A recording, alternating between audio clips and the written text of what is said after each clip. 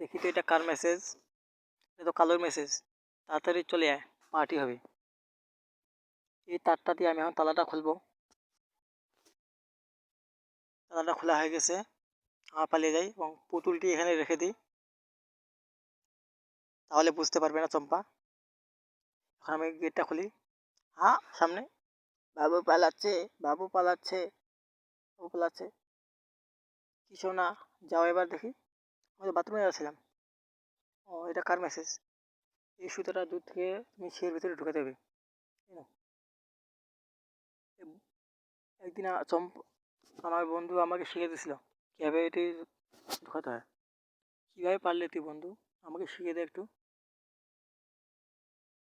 তাহলে এটা ব্যাপার। ও তো নেক্সট পার্ট দেখতে হলে ভিডিওটি অবশ্যই লাইক করবেন এবং চ্যানেলটি